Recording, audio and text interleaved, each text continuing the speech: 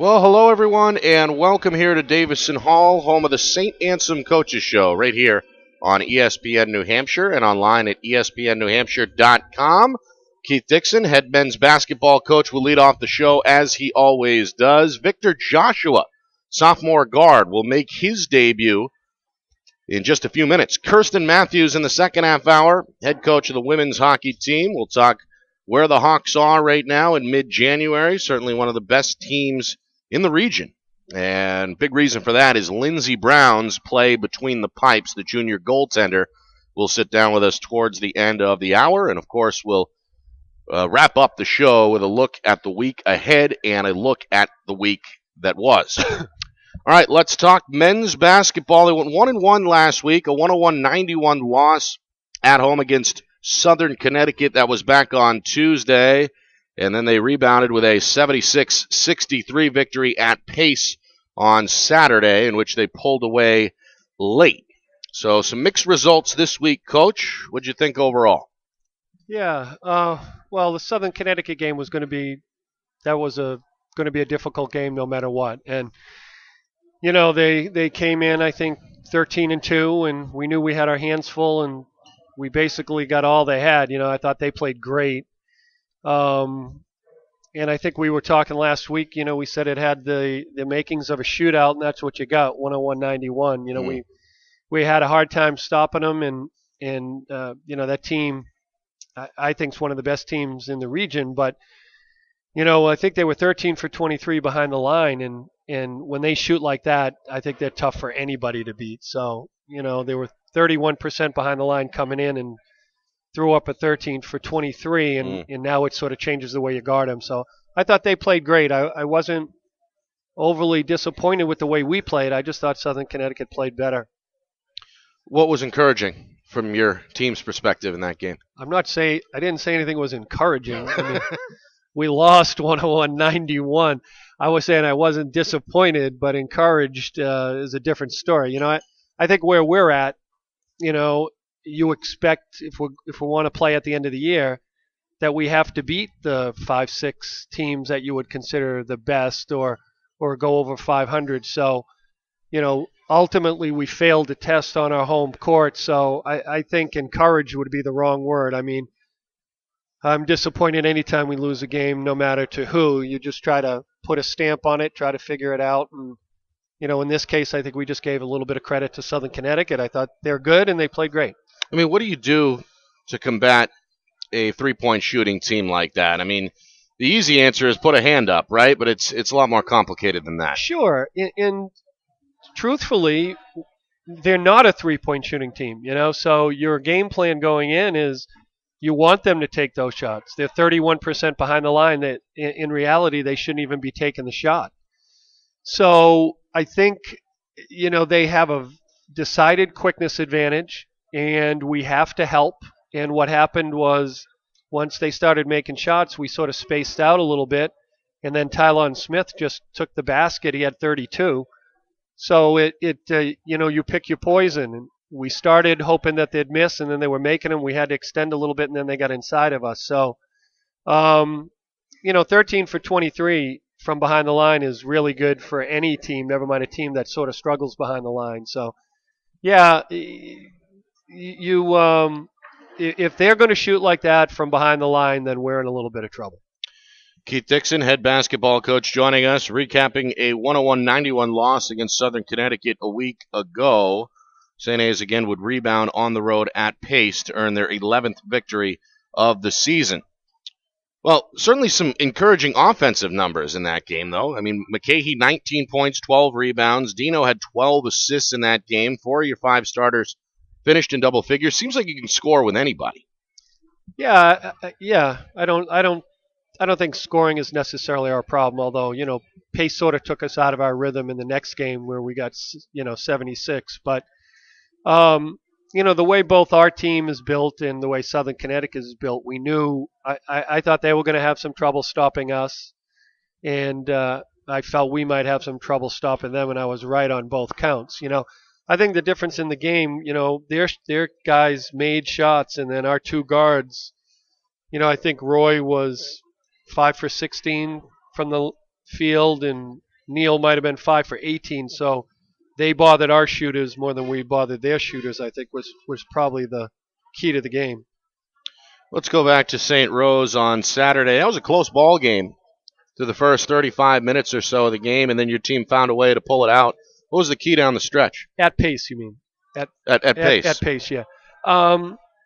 Honestly, I thought Pace did a good job. They extended the court and pressured us man and turned us over a little bit.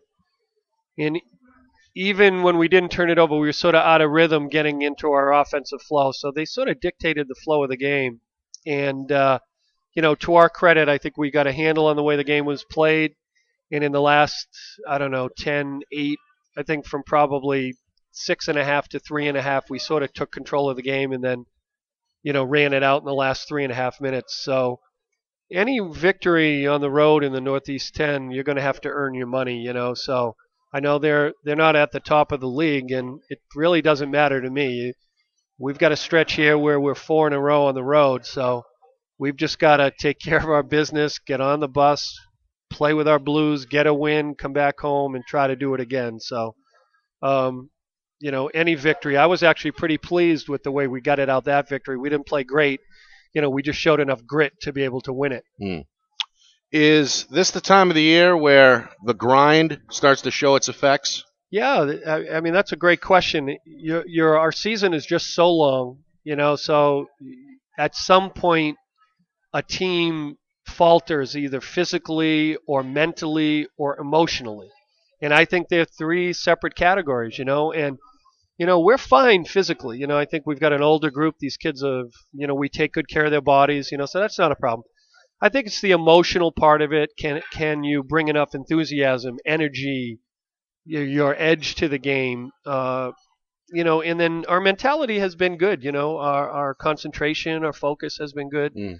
Yeah, but I think you're right. At some point of a long season like this, teams have a tendency to lose one of those 3 categories, whether, hey, they might be physically tired for 2 weeks and then they lose 4 games in a row. Right. Or in our case, you have 4 away games in a row. So can you keep your mental edge? Can you keep your focus? Can you play these games with enthusiasm because you're on somebody else's court? So we'll be tested. We actually talked about that a little bit yesterday, so hopefully the guys got the message. As a coach, how do you avoid those kind of letdowns at this point in the schedule? Well, I think physically is more my control, so I have to do a good enough job making sure that, we get enough rest, that their legs are fresh. So you scale it back a little bit? Yeah, and I always have. We don't. Right now we're practicing an hour and a half on a Monday, and then we'll go about an hour today. So we're not practicing very long, and then we always take Sunday off, and then one other day is just a shoot day. So really we're going 5 out of 7. I think it's more challenging the other way. That's where you need leadership in the locker room.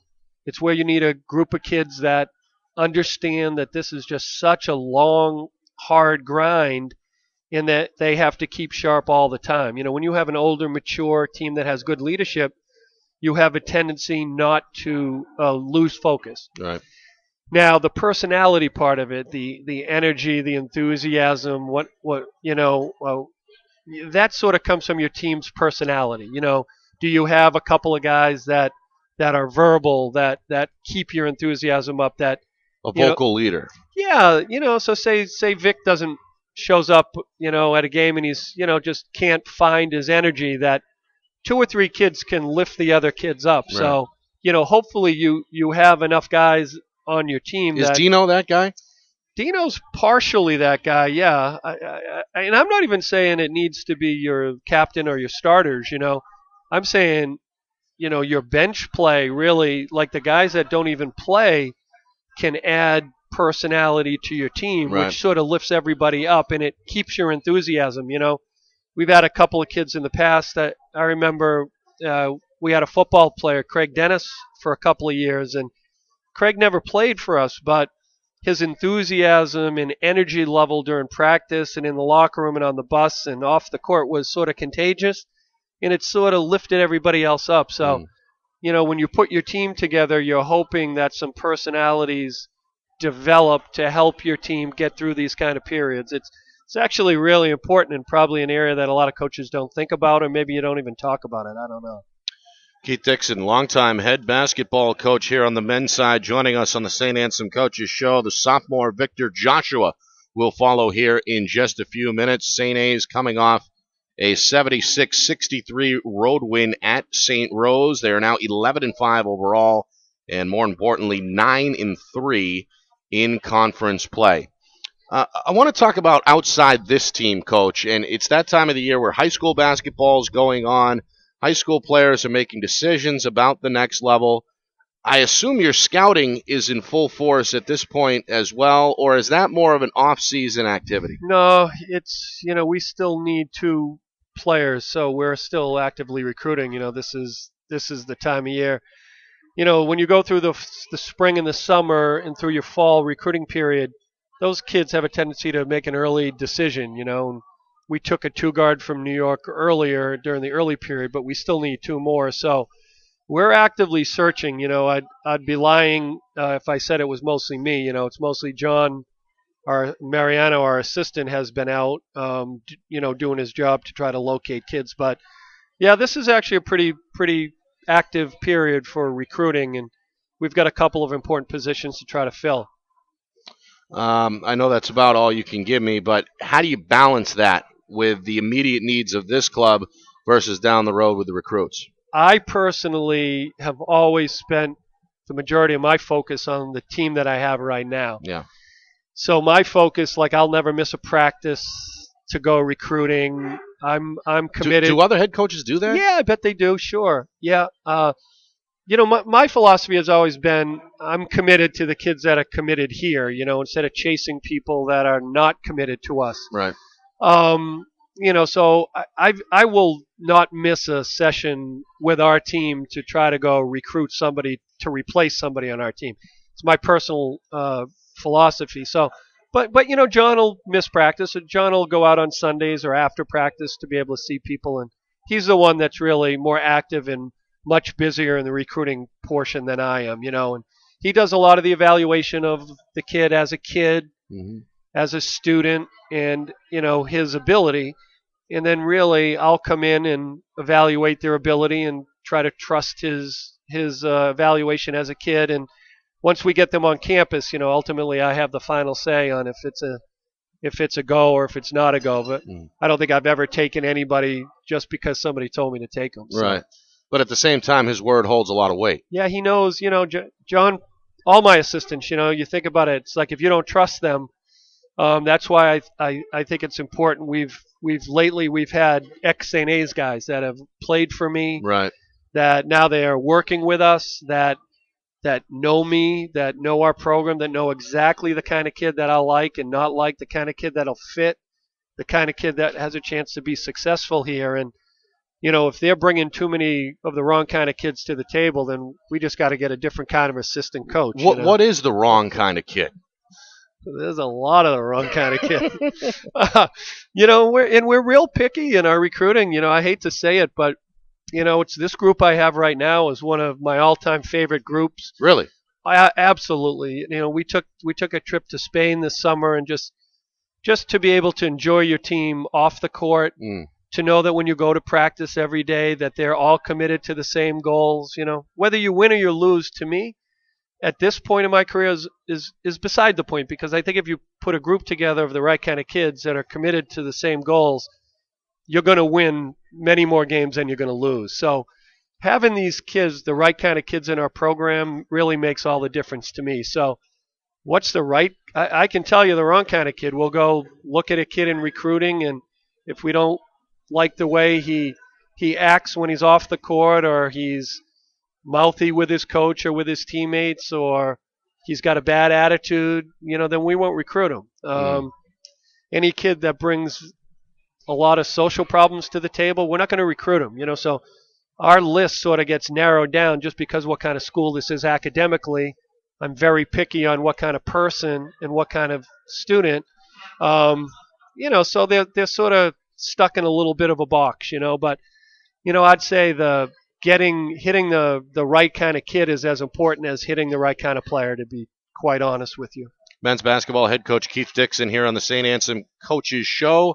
One of those right kids is Victor Joshua, the sophomore out of New Haven, Connecticut. He'll join me in just a few minutes. What'd you see during his high school days down in New Haven that impressed you? Let's not get carried away. Did I put Vic in that category? I guess. Well, he's here, so I assume by default. And he's right in front of us, so I guess you really put me on the spot with Vic. Honestly, I think Vic is a perfect example. We got involved recruiting Vic late in the process, and for numerous reasons, Vic sort of fell through the cracks. And a guy that I've known a long time down in Connecticut, we were still looking for a guard, and he called me, and all the things he said about Vic as a kid, what kind of worker he was, what was important to Vic, fit into what we think is important. And I trust Joey. So, we had Vic on campus, and he played. And then just during my conversations with Vic and his mother, I really, when he left campus, I wasn't sure, what was going to happen, but I really had a feeling that Vic was the right kind of kid, that he was about all the things that were important to us, and that he would be able to be happy and successful at a place like Saint Anselm, which isn't always true for every inner city minority kid that comes on this campus, And I think we're right. He's fit in seamlessly with our group. He's a wonderful kid to coach. We like Vic a lot, and he's been a very important part of our unit for the 2 years that he's been here. Vic's got a lot of work to do in the next 2 years. Dino leaves, and Vic's going to hopefully take over more of a bigger role, so his role changes. But, I'd say all in all, we're pretty happy that Vic decided to come to St. A's. Yeah, he's a member of a short bench, almost a six-man role for him in the backcourt. You mentioned some of his strengths, some of his weaknesses. Right now, where is he at in terms of the fabric, the makeup of this team? Well, we're asking Vic to play a couple of positions, I think, which is hard, So I think, Vic we actually liked his versatility when we were recruiting him. I wasn't really sure what he was. He's not a pure natural scoring guard, but he's not a pure natural point guard either. He can play both spots, and that's sort of what we've used him as. He fills in on the wing, and then, he's sort of developed into the guy that I trust the most when Dino Malios is out of the game, and that's the most important position on our team. So we've got some other guys that we've looked at a lot of things in 2 years, and so Vic is getting those 6, 8, 10, 12 minutes that Dino's not getting, which are really important. And to tell you the truth, with Dino's emergence and how much he grew from the time he came in till right now, he's could be the most important player on our team. Everybody talks about everybody else, but in my mind, it starts with the point guard. And we're actively recruiting a point guard, but Vic is going to be a junior, and hopefully he will grow as much in the next 2 years that when he leaves, I'll be saying, I can't believe how much Vic has grown in that position. So he's played a very valuable role for the 2 years he's been on our team. Yeah, we'll get his thoughts here in just a moment. Coach, I do want to ask you, though, about the week ahead. You've got 2 road games to close out the month, at Lemoyne and then at Bentley. It's part of really a 4-game road trip that began on Saturday at Pace. So obviously it goes without saying, important to get these road wins here to close out January. Yeah, it's a tough stretch for us.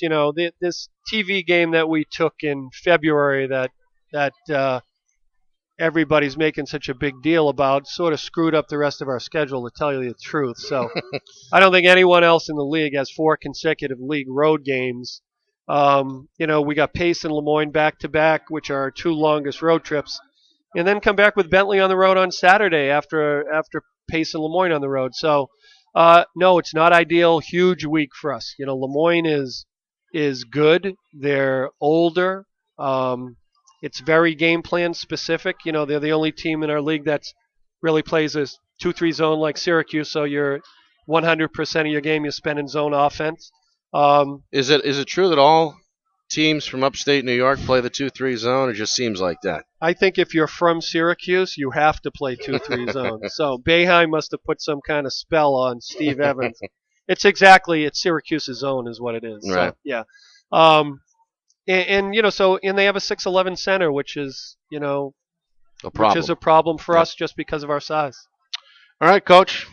Held you hostage long enough. Enjoy the time. As usual, my pleasure, Nick. And beat the snow this afternoon, And for sure. good luck with Vic. Thank you. Okay. That's Coach Dickson, 28-year man, head coach of the men's basketball team, a team 11-5 overall, 9-3 in conference.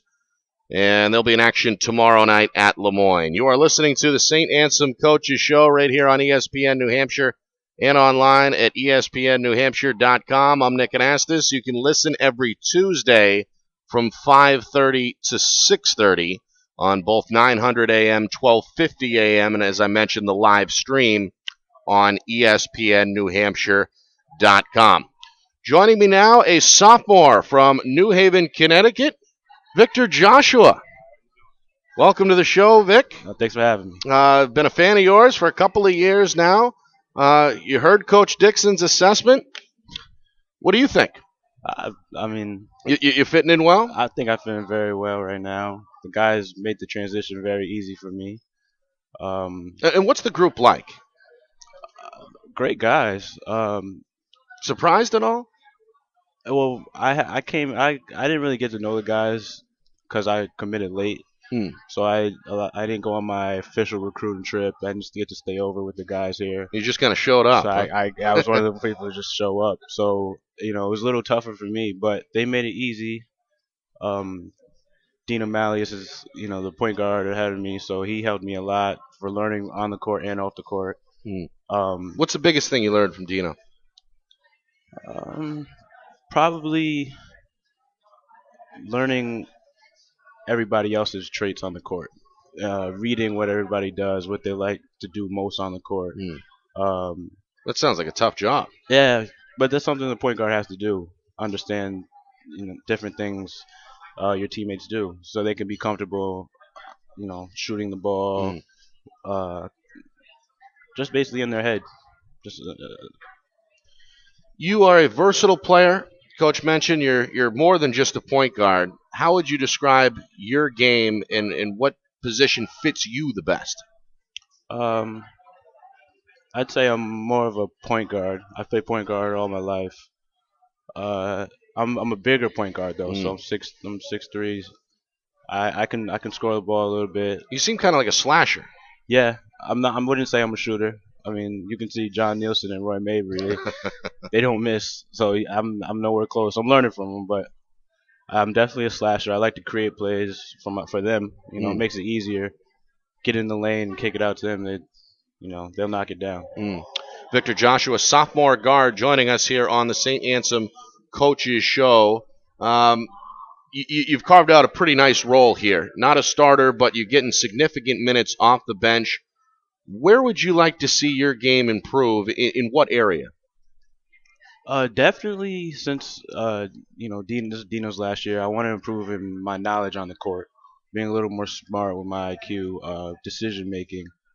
That's going to be a big role for me next year. I'm going to have to step up, make more plays, get Roy open, get Mikey open. So I'd like to see my knowledge on the court improve. Does that come with experience? Yeah, definitely. I think one of the things about Dino is he started since he was a freshman, and he's had all the experience in the world. So that's how he's at the level he's at right now. He sees things that other point guards just don't see, that I'm not seeing right now, but he's helping me out, and I'm starting to see those things. Certainly not a bad guy to learn on the job underneath. Not at all. At all. The number one assist man in the country. Let's talk about how you got here. You're from New Haven, Connecticut. You mentioned that you arrived a little bit late in the process. What was the process like for you while you were in high school? It was very up and down for me. I was getting recruited from a lot of low mid-major D1s and a couple of D2s like in the NE10. I waited till about June Which is late. which is very late, my senior year, just to see if I can get any D1s. My head was wrapped around the whole idea of going D1, and it didn't work out for me, which was okay. I was fine with it, and I went with my backup plans, D2, and like Coach said, his friend Joey DeSantis knew me all my life, one of my mentors. How'd you know him? He was the coach at Quinnipiac University. I used to go to his camp since I was about 6, Mm. and since then, we've been good friends with the family, and I still play in his summer leagues. And he reached out to Coach Dickson for me to help see if I can come take a visit, meet him, meet the team, play, and it just worked out from there. And I loved it. As soon as I came on campus, I felt comfortable. Mm. Felt like it was a good place. I met Dino, I met Andre King, Don Borelli, and all good people. All the upperclassmen, the leaders of the squad. Vic Joshua joining us here for a couple more minutes. One of the integral parts of the men's basketball team, a team 9-3 right now in the Northeast 10 Conference. Now, you arrived after what was kind of a down year for the program a couple of years ago. Last year, you guys completely turned it around. You're nationally ranked. Here you are this year with the expectations big. You're enjoying success yet again. Did you think you guys would be that good right away when you got here?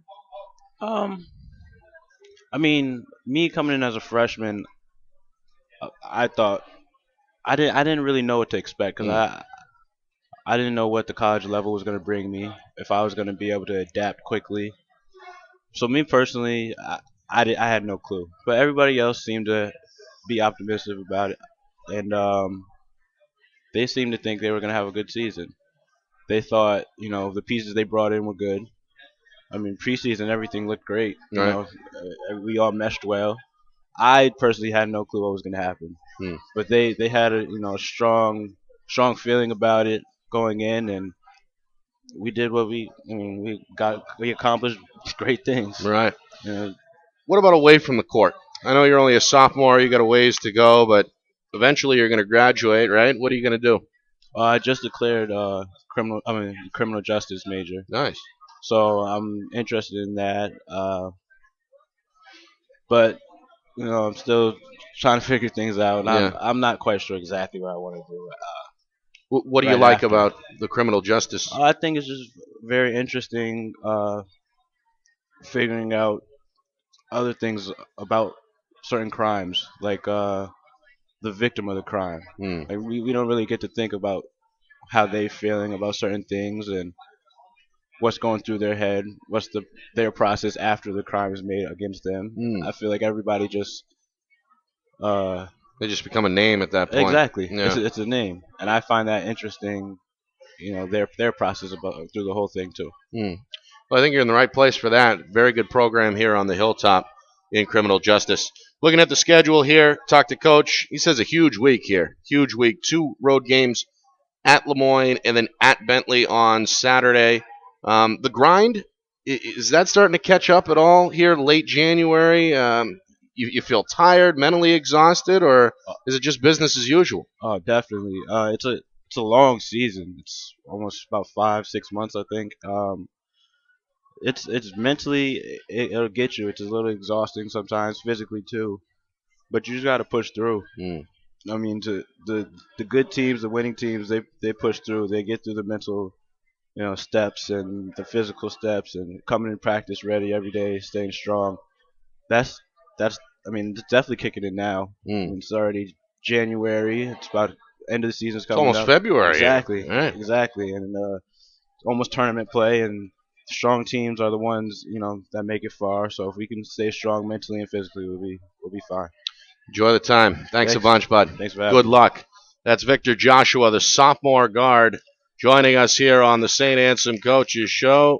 Criminal justice major and a bright future ahead as a part of the men's basketball program. When we come back in the second half hour, we will talk women's hockey. One of my favorite guests, Kerstin Matthews, will join us. She's the head coach.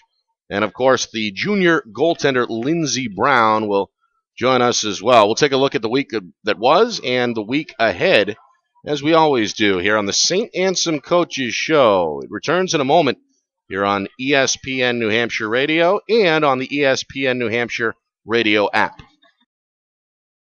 Welcome back here to the Saint Anselm Coaches Show, heard every Tuesday from 5:30 to 6:30 on ESPN New Hampshire Radio. I'm Nick Anastos. Special thanks to Keith Dickson, head basketball coach, for joining me in the first half hour. Good stuff from from Victor Joshua, the sophomore guard, as well. Men's basketball in action tomorrow night on the road at Lemoyne as they look for their 10th conference victory of the season.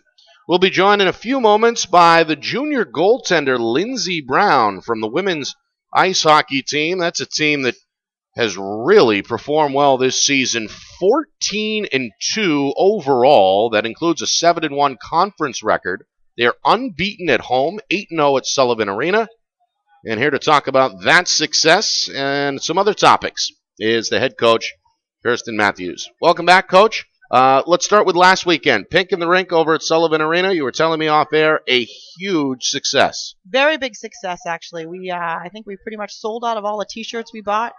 Looks like the number's going to come up higher than it was last year, which is I don't have the final number yet, which is really exciting. I think maybe the long sleeve T-shirts were the big hit, but it's a great weekend for us always. I think the girls and the guys get a little jazzed to wear the pink. It kind of brings a little bit of more of an energy, and from an attendance standpoint, it was pretty packed. Even on Saturday, which was pretty snowy here, it was really good, very well attended. And both teams that we personally played against were really big about, they put a little pink tape on, and I think everyone's kind of supporting the cause, which was really nice. Let's talk about those wins. Friday night, you opened up Pink in the rink against New England College, and a 12-3 victory went your way. Yes, it did.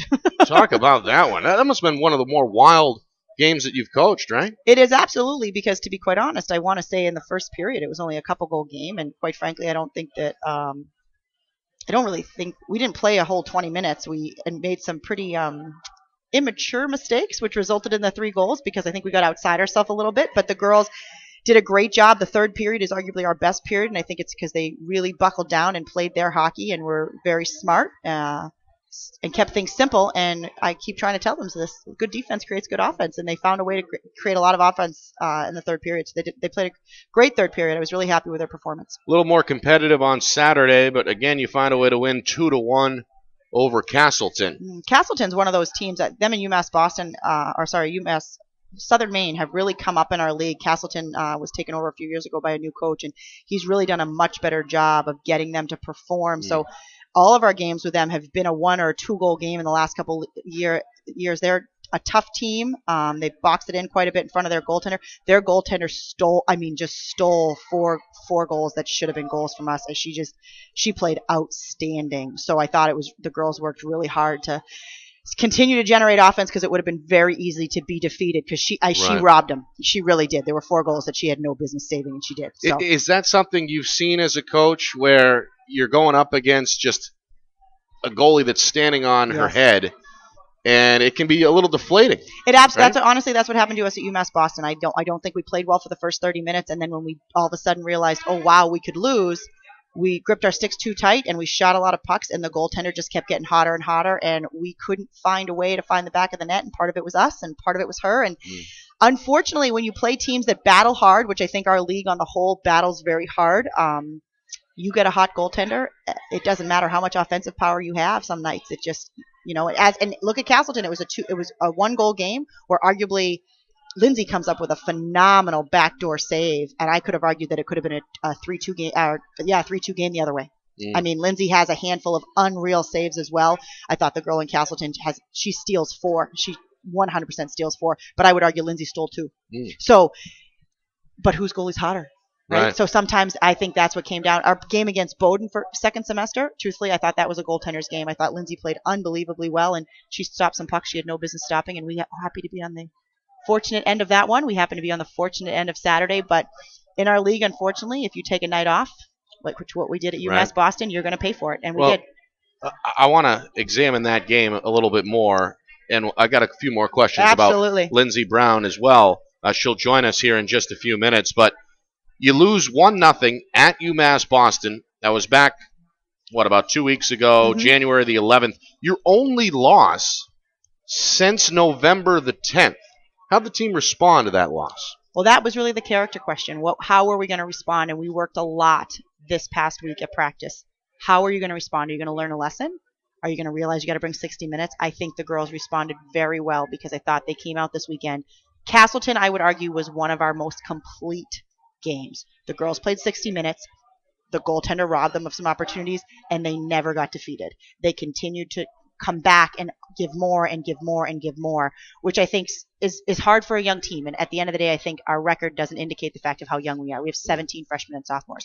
So we are still learning how to battle for 60 minutes, how to make sure. And it's hard when you only have a handful of upperclassmen that are really on every single night. So I'm very happy with how the girls battled back from UMass Boston, because it's really a learning lesson. You make a mistake, are you going to learn from it, or are you going to continue to tank your season? And I really think they responded well. Yeah, I'd say 12-3 back on Friday night, a win over New England College, followed up by a gritty win over Castleton at home, 2-1. You got a couple of home games coming up this weekend as well, St. Mike's and Norwich. We'll preview those in just a few minutes, I guess. But one question I wanted to ask you is, you mentioned the 17 underclassmen on the squad. Something we talked about at the beginning of the year, prior to the year, was trying to get them to buy in and fit and mesh and everything like that. I would say that they've gelled. I mean, from the outside looking in, looking at the record at 14-2, it looks like they found a home. I absolutely agree with you. I think they've done a very good job. I think to some degree, having a big freshman class sometimes can help you, because I think the freshmen right now stay within themselves. They feel very comfortable with one another. The flip side of it is are they branching out as much as they should with the upperclassmen? But you know what? You're always going to have something to work on, for lack of a better expression. So I'm very happy with the freshman's performance overall of the 10 of them, because it's also a big group, to be honest, to manage. And I think on the whole, after getting first semester grades, after seeing how they did first semester on the ice, I think they've done very well. I think the team is really receptive to taking them in, and they're part of us, which is great. Second half of the season, a second set of expectations, I would assume, from your viewpoint. What are those expectations? Really, I hate to say this, but I think second semester freshmen are completely different. Your expectation of first semester freshmen is you kind of get what you get. You don't really know what you're going to get, because you look at kids and say, I expect her to be here, I expect her to be there. But The truth is, what happens if they come here, it's their first time away from home? You never know what other external things they're dealing with. So really, it's a maturity piece for me. I expect that they know now what to expect in the classroom, and it is very challenging here. They know what to expect in the classroom, so they should be able to take care of that and still manage time to have extra time to do the stuff they need to get better on the rink. They know what to expect out of practice now. So, for example, I told you we gave them a surprise day off today because we've been sick. I wanted them to have an extra day. But my comment also is, if you're the kind of kid who needs to be on a bike and can't take the day off, you better be in Sullivan Arena getting on the bike. You need to do what's right for you. If you're the kind of kid that's behind in your schoolwork, you better be in the library all day. I don't expect this to be a day that you hide under your covers. Right. You need to do what's right for your body. If you're sick, make sure you're taking care of yourself. And I think that's really where your expectations come in second semester. I don't expect the freshmen to do nothing today. And for the most part, they have met those expectations so far. Anyway. Absolutely. And I do credit the upperclassmen to that, quite frankly, as well, because it is their job to teach them, because I think our program is a culture, and I don't think people really know what it's like until they get here. Right. And even when they get here, some people struggle through it and some people catch on right away, but it's really the upperclassmen's job to teach them, how do you be successful here? And being successful for every kid is different, because we all come here with something different. Head coach Kerstin Matthews of the women's ice hockey team joining us here on the Saint Anselm Coaches Show. This team is 14-2, really the jewel of the winter sports this season, and looking to keep it rolling this weekend with a pair of home games. St. Mike's comes in on Friday, and then Norwich in a big game on Saturday. 7 o'clock Friday, the puck drops, and 3 o'clock on Saturday, the face-off will open things up against Norwich. So you're the only show in town here. You told me off air you're expecting a big crowd, kind of like last week with Pink in the Rink. Yeah, no, it would be great for us to have a big crowd. I think sometimes people look at it and assume that, like Friday night, St. Mike's doesn't have quite the same record that Norwich does. But at the end of the day, all these teams right now are good, because there's not a lot of places for women to play. So, St. Mike's has got 2 goaltenders that are playing really well, and they're losing games by a goal. They might not have a lot of wins overall, but they're not getting blown out. Right. So, we have to take St. Mike's just as serious as we take Norwich. And obviously Norwich is a huge rival for us on the men's and the women's side. And beating Norwich would be, would be great. Huge. I'm not going to lie. So it would be a great win for us. And I think it's a great experience for the freshmen, because this is arguably one of our biggest games of the year. So it'll be good to see how they respond as well, because this is another new challenge for this group as well. The goaltender is going to join me here in a moment, Lindsey Brown. She's a junior. Your thoughts? You mentioned you said that she played outstanding over the weekend. Absolutely. But what about her junior campaign overall? I think Lindsey's had a very good year. I think she's really found her stride mentally with trying to figure out her consistency and continue to bring it. And I think I was really impressed with her game on Saturday, because I think those games can be hard when you don't get a ton of shots. And I think she did a really good job. I mean, like I said, she steals a backdoor goal. No question it should be a goal, and she does a great job getting it. And that's, I hate to say it, but that's also what we expect of her, right? We expect our goaltenders to be a big part. It's not the kind of deal where they just get to hang out and hope that we score a lot of goals. So I do have high expectations for Lindsey, but I think she's had a good year overall, and I think she continues to get better, which is really what I want. How'd you pry her away from Ohio State? Oh. Well, the coach at Ohio State was my coach in college, so I should say that was an easy one. Yeah. There you go. I actually pried Lindsey away from Ohio State based on a friend of mine in Minnesota who we actually will play next year. We'll go out to St. Scholastica next year. Happened to know that Lindsey was looking, and it worked out. Lindsey and I have a good relationship. Lindsey wants what I can provide for her in the sense that Lindsey wanted to be a starter. And I think she now knows what it takes to be that, and she's working very hard to earn what she's getting. And I think Lindsey will tell you that you don't get anything in our program. You have to earn every minute of it, and she is absolutely doing that. Perfect. Yeah. Good luck this weekend. Appreciate the time as usual, Coach. Absolutely wonderful to see you, and I hope we get to see a lot of people on Saturday and Friday. That's right. You'll see Perfect. my smiling face up in the rafters. Excellent. I look forward to it. All right, that is head coach Kerstin Matthews joining us here, doing a great job year in and year out with the women's ice hockey team, especially this year, 14-2. No ties, and really since November the 10th, have only lost one game. So they are really clicking on all cylinders, trying to keep that momentum going with a pair of home games against St. Mike's and Norwich beginning on Friday. Joined now by Lindsey Brown, the goaltender. The junior, transfer from Ohio State. And let's start, I guess, with the move from the great state of Ohio to here in southern New Hampshire. Biggest difference in your mind, I guess, between the two programs and the two schools?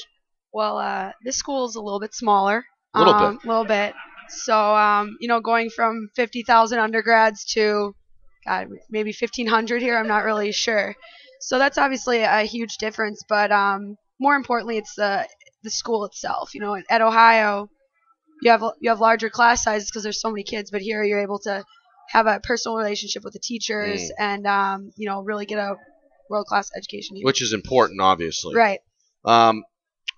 You wanted to play. You get here, you share a little bit of time, but then this year you've kind of really taken the starting job by storm. What's been the biggest difference on the ice this season? I think that it's accumulation of things. I think that you have to go through a certain amount of trials and tribulations to get where you want to get, especially with this year. And as Coach just said, you have to learn how to earn your spot and earn every minute. And I think that I finally kind of understood that, embraced that, just making sure I'm doing all the things I need to do and doing what's best for the team. Things just clicking a little bit better this year? Yeah, I did a lot of mental work over the summer and trying to better prepare myself for games and have that better mental mindset because you can get lost in yourself pretty easy when you're standing in the back of the net and everybody's just down on the other end. But I think that was probably the biggest difference for this year. But otherwise, just kind of taking it day by day and making sure that I'm working hard and doing all the things I need to do. Joined by the junior goaltender, Lindsey Brown, here on the Saint Anselm Coaches Show. She's part of a Hawks team that is 14-2 overall and undefeated at home, by the way, 8-0 over at Sullivan Arena. You are from Minnesota. That is right, the homeland. The homeland. Do all children growing up play hockey out there? It's pretty weird if you don't. You're kind of an outcast. I grew up next to one of the many lakes that we have, and we always have played pond hockey and stuff, and I actually didn't start playing hockey first. I was a figure skater first. Really? So. And then what? It was too slow for you? Or? Honestly, this is a really embarrassing story, but Mary Kate and Ashley inspired me to join hockey and quit figure skating. Yeah, I wanted to play team sport, and then all my really good friends were like, you should just try hockey and see how it goes. And literally the first practice, I was like, I want to play goalie. And so. So how do the Olsen twins configure into the story? It was a soccer movie, and they were on a team. And I okay. was like, I want to be on a team, too. I must have missed that one. Lindsey Brown joining us here. You also played a number of other sports in high school, tennis and golf. Yep. And the future, I guess, was hockey. Is that correct? Yeah. Tennis and golf I just kind of picked up right before I joined high school because I used to play softball, and then I phased out of that. But tennis, it seemed cool to me, and I actually ended up doing pretty well in it. And then I love tennis. It's literally one of my favorite things to do. And golf, my dad's side of the family is really into golf, and so I just picked that up and went with that too, and had a good time. High school was golden years, so it's always fun. Absolutely. Moving forward, what are you studying? What would you like to pursue after St. Anselm? I'm a communication major with a gender studies and sociology minor. And about a year ago, I thought I had everything planned out. I wanted to go into broadcasting and all that other stuff and that kind of trajectory. But now I'm kind of unsure. I would still like to go into broadcasting. Like, I love doing radio things and or be on TV or whatever else. I'm more sport oriented. I'm mildly obsessed with ESPN. It never gets off of my TV. So there you go. But right now I'm just enjoying the undergrad years, and then I'll just kind of cross that bridge when I get to it if I have to. Communications major and sociology minor. Mm-hmm. That's exactly what I had. So. If you need a role model, Awesome. you look this way. Awesome. All right, moving forward, your team is 14-2 and is just really playing spectacular hockey right now. What needs to take place for you guys to continue to roll and close out the season with a championship? I think several things need to happen, but first and foremost, what Coach has been preaching every day since I've been here, and especially this year, is playing 60 minutes every night and making sure that everybody is showing up with their best game each night. And some nights we might be able to get away with not everybody showing up or not playing with 60 minutes, but to achieve the goals that we have set, like, say, beating Norwich or who we're playing this weekend or winning our tournament at the end of the year, everybody needs to take care of their stuff and to show up. And so I think that's a major part of like how we keep this rolling. I mean, I don't know if we've had a better start than what we've had this year, but I think that it's a great team this year, and I think that we have a lot of really good pieces that are great to help us continue, but also like what we've built so far. But I think there has to be like so much more work and dedication, all these other things that need to happen in order to keep being successful. Well, you've certainly been successful thus far, 14-2, and hopefully a couple more wins on the horizon this weekend. Yep, definitely. Appreciate the time. Thank Thanks you very a bunch. much. A very pleasant conversation with Lindsey Brown, the junior goaltender of the women's ice hockey team. We appreciate her here on the Saint Anselm Coaches Show. Time now to take a look back at the week that was, and we'll also preview the week ahead. We'll begin with men's basketball. As we talked about earlier with Coach Dickson and Victor Joshua, they went 1-1 last week. They were handed a 101-91 loss at home against Southern Connecticut. That was back on Tuesday, and then they came back with a 76-63 win at Pace on Saturday. Sophomore Mike McCahey had a big week, averaging 17 points and 9 rebounds per game. Shot nearly 42% from the floor and 75% at the stripe. McCahey posted his third double-double of the season with 19 points and 12 rebounds against Southern Connecticut. He followed that up with 15 and 6 in the win at Pace. Senior John Nielsen had nearly 17 points per game and also 5 rebounds. He shot 35% from the floor and was 8 of 20 from downtown in the 2 games. Nielsen 16 against Southern Connecticut, 17 against Pace. Junior Chris Santo earned his third double-double of the year with 12 points and 10 boards against the Owls of Southern Connecticut. Women's basketball, they also split a pair of games last week. The Hawks are now 10-7, overall 6-6 in the Northeast 10. They suffered an 89-79 overtime loss at home against Southern Connecticut. That was on Tuesday. They bounced back with a 61-52 win against Pace on Saturday. Senior Tori Lair averaged nearly 19 points and 10 rebounds, shot nearly 50% from the floor. She notched her 8th double-double of the season with 21 points and 12 rebounds against Southern Connecticut. Men's hockey, they dropped a pair of games this weekend to nationally ranked opponents, including a 4-1 loss against number 11 UMass Boston on Friday. They also fell to number 7 Babson 4-3 on Saturday. Senior Joe Tabano scored 3 goals, 1 against the Beacons and 2 against Babson. St. Anselm wrapped up their 4th annual Pink in the Rink weekend, in which the men and the women both raised money and awareness for breast cancer. And speaking of the women, they picked up big pair of wins on the weekend. They took down New England College 12-3 on Friday, and then able to eke out a 2-1 victory over Castleton State on Saturday. Courtney Winters had a hat trick in the first game, and Alex Kasmer also had 2 goals and 4 assists. The Hawks, 14-2 on the year, will take on, as I mentioned, a couple of home games this week, beginning Friday against St. Michael's. That's a 7 o'clock start at Sullivan Arena, and then Norwich comes in 3 o'clock on Saturday. So a pair of home events this weekend featuring the women's hockey team.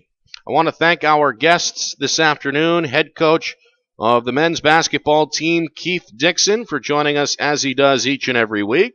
Good stuff from Vic Joshua as well, the sophomore guard, and of course from the women's ice hockey team, head coach Kerstin Matthews and junior goaltender Lindsey Brown. Our producers are Eric Copeland and Mackenzie Frazier of the Saint Anselm Athletic Department, and our engineer back at the ESPN New Hampshire studios is Tom Rowe. My name is Nick Anastos saying so long. This has been a presentation of the Saint Anselm Coaches Show, heard every Tuesday at 5:30 right here on ESPN New Hampshire Radio and on the ESPN New Hampshire Radio app.